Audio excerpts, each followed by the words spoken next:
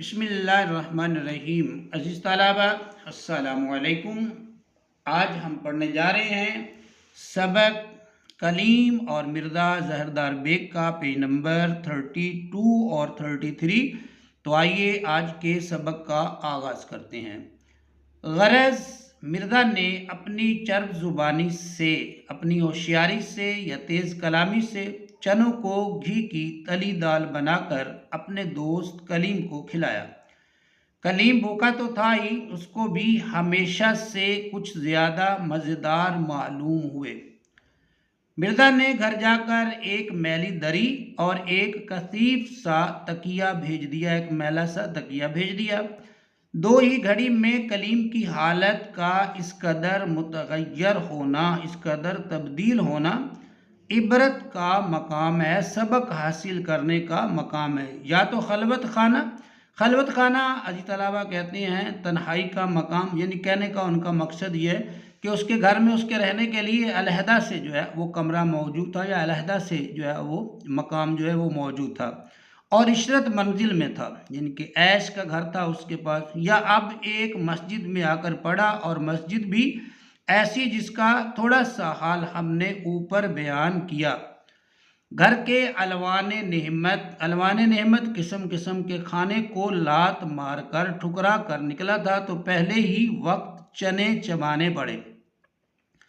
न चराग, न चारपाई, न बहन, न भाई, न मुनस, न गमखार, न नौकर, न खिदमतगार। मस्जिद में अकेला ऐसा बैठा था जैसे कैद खाने में हाकिम का गुनाहगार, हाकिम का मुजरिम, या कफस में मुर्गे नौ गिरफ्तार। कफस कहते हैं जी तालाबा पिंजरे को, और मुर्गे नौ गिरफ्तार मतलब ताज़ा गिरफ्तार किया हुआ परिंदा। और कोई होता तो इस हालत पर नज़र करके तंबी पकड़ता, नसीहत हासिल करता, अपनी हरकत से तौबा और अपने आमाल से, अपने अफ़आल से काम से इस्तिग़फ़ार करता, तलब मग़फ़िरत करता, मतलब मग़फ़िरत तलब करता। और उसी वक्त नहीं तो सवेरे गजर दम बाप के साथ, यानी बहुत सवेरे, सुबह सवेरे बाप के साथ नमाज सुबह में जा शरीक होता। लेकिन कलीम को और बहुत से मज़मून सोचने को थे। मुसन्निफ़ के कहने का मतलब यह है कि कलीम को इस सूरत हाल से इबरत हासिल करनी चाहिए थी, और सुबह सवेरे उठकर बाप के साथ जो है जाके वो मस्जिद में नमाज पढ़नी चाहिए थी सॉरी तलबा, और जो है अपने घर चले जाना चाहिए था। लेकिन उसके दिमाग में और बड़े मजमून थे, सोचने के लिए और बहुत कुछ था।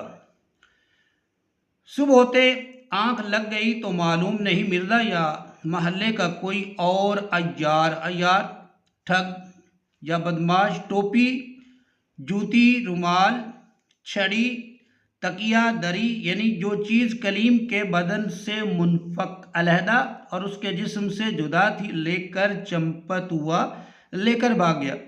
यूं भी कलीम बहुत देर को सो के उठता था, और आज तो एक वजह ख़ास थी। कोई पहर सवा पहर दिन चढ़े जागा तो देखता क्या है कि फर्श मस्जिद पर पड़ा है, और नींद की हालत में जो करवटें ली हैं तो शेरों गर्द का भभूत, गर्द की जो धूल है, और चमगादड़ों की बीट का जिमात, उसका जो लेप है बदन पर थपा हुआ था, बदन पर जमा हुआ था। हैरान हुआ कि कल्बे माहियत होकर, यानी कि कल्बे माहियत होता है तलबा अंदर की तब्दीली, मैं कहीं भूतना तो नहीं बन गया, भूत तो नहीं, वो कहता है मैं बन गया भूतना, छोटा भूत मतलब। मिर्ज़ा को इधर देखा उधर देखा, कहीं पता नहीं। मस्जिद थी वीरान, उसमें पानी कहाँ। सब्र करके बैठ रहा कि कोई अल्लाह का बंदा उधर को आ निकले तो उसके हाथ मिर्ज़ा को बुलवाऊं, और या मुंह हाथ धोकर खुद मिर्ज़ा तक जाऊं। इसमें दोपहर होने को आई, बारे एक लड़का खेलता हुआ आया। यूं ही जीने पर चढ़ा, सीढ़ी पर उसने कदम रखा। कलीम उससे अर्ज़े मतलब करने के लिए लपका, अपना मतलब बयान करने के लिए उसकी तरफ बढ़ा। वो लड़का इसकी हैयत कज़ाई, यानी इसका हुलिया देकर डर कर भागा। खुदा जाने उसने इसको भूत समझा या सड़ी ख्याल किया। कलीम ने बहुतेरा पुकारा, कलीम ने बहुत ज़्यादा उसको जो है आवाज़ें दी, लेकिन वो उसने जो है वो पीछे मुड़कर ना देखा। नाचार कलीम ने बाहज़ार मुसीबत दूसरे फाके से शाम पकड़ी, और जब अंधेरा हुआ तो उल्लू की तरह अपने नशेमन से निकला, उस जगह से, उस मस्जिद से निकला, सीधा मिर्ज़ा के मकान पर गया और आवाज़ दी तो ये जवाब मिला कि वो तो बड़े सवेरे के कुतुब साहिब सिधारे हैं। कलीम ने चाहा कि अपना तारुफ जाहिर करके मुमकिन हो तो मुंह हाथ धोने को पानी मांगे और मिर्ज़ा की फटी पुरानी जूती और टोपी, ताकि किसी तरह गली कूचे में चलने के काबिल हो जाए। ये सोचकर उसने कहा, क्यों हजरत, आप मुझसे भी वाकिफ़ हैं, आप मुझे जानते हैं। अंदर से आवाज़ आई, हम तुम्हारी आवाज़ तो नहीं पहचानते, अपना नाम निशान बताओ तो मालूम। कलीम, मेरा नाम कलीम है और मुझसे और मिर्ज़ा जहरदार बेग से बड़ी दोस्ती है, बल्कि शब को मैं मिर्ज़ा साहब ही की वजह से मस्जिद में था। इसी तलावा ये था पेज 32। अब हम बढ़ते हैं पेज 33 की तरफ, जो है उसको जो है वो देखते हैं, उसकी रीडिंग करते हैं। घर वाले, वो दरी और तकिया कहाँ हैं जो तुम्हारे सोने के लिए भेजा गया था? तकिया और दरी का नाम सुनकर तो कलीम बहुत चकराया और अभी जवाब देने में मुताम्मिल था, मुतफक्किर था, गौर खोज कर रहा था, अभी जवाब देने के लिए भी दे ही नहीं पाया था कि अंदर से आवाज़ आई, मिर्ज़ा ज़बरदस्त बेग, देखना ये मर्दुआ, मर्दुआ बेगाना मर्द, कहीं चल न दे, दौड़कर तकिया दरी तो इससे लो। कलीम ये सुनकर भागा, अभी गली की नुक्कड़ तक नहीं पहुंचा था, गली के कोने तक नहीं गया था कि ज़बरदस्त ने चोर चोर करके जा लिया, उसको पकड़ लिया। हर चंद कलीम ने मिर्ज़ा ज़ाहिरदार बेग के साथ अपने हुकूक़े मारिफत साबित किए, अपनी जान पहचान जो है बताने की जो है वो कोशिश की, मगर ज़बरदस्त का ढींगा सर पर, ज़बरदस्त की जो लाठी है वो सर पर आ पड़ी।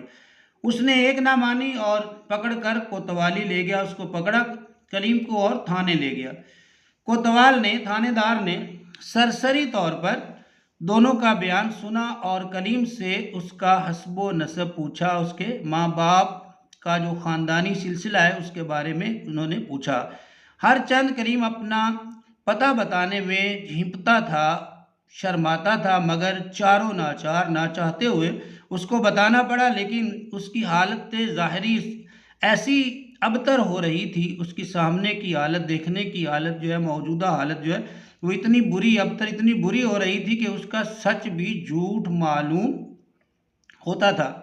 कोतवाल ने, थानेदार ने सुनकर यही कहा कि मियाँ नसू, जिनको तुम अपना वालिद बताते हो, मैं उनको खूब जानता हूँ और ये भी मुझको मालूम है कि उनके बड़े बेटे का यही नाम है। जो तुमने अपना बयान किया, महल्ले का पता, घर का निशान भी जो तुमने कहा, सब ठीक है, मगर कलीम तो एक मशहूर मारूफ आदमी है। आज शहर में उसकी शायरी की धूम है, शोहरत है, उसकी शायरी की जो है आज बड़ी मशहूरी है। वो बड़ा मशहूर आदमी है जिसका तुम तज़किरा कर रहे हो।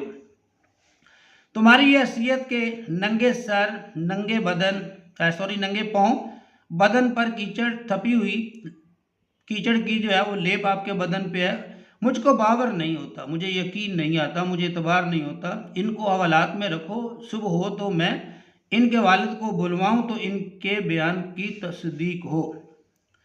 कलीम ये सुनकर रो दिया और कहा कि मैं वही बदनसीब हूँ जिसकी शेर गोई का, शेर कहने का, जिसकी शायरी का शोहरा आपने सुना है, आपने उसकी मशहूरी सुनी है।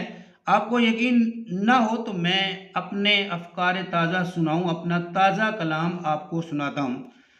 चुनांचे कल शब को जो कुछ मस्जिदों मिर्ज़ा की शान में कहा था सुनाया, उस पर कोतवाल ने इतनी रियायत की कि 2 सिपाही कलीम के साथ किए और उनको हुक्म दिया कि इनको मियाँ नसू के पास ले जाओ, अगर वो इनको अपना फर्जंद बताएं तो छोड़ देना, वरना वापस लाकर हवालात में रखना। अजीज़ तलबा, ये था हमारा सबक कलीम और मिर्ज़ा ज़ाहिरदार बेग, ये हो गया मुकम्मल। मिलते हैं इंशाअल्लाह अगले सबक के साथ, नए सबक के साथ। तब तक के लिए अपना बहुत सा ख्याल रखिएगा। मुझे दीजिए इजाज़त। अल्लाह हाफिज़।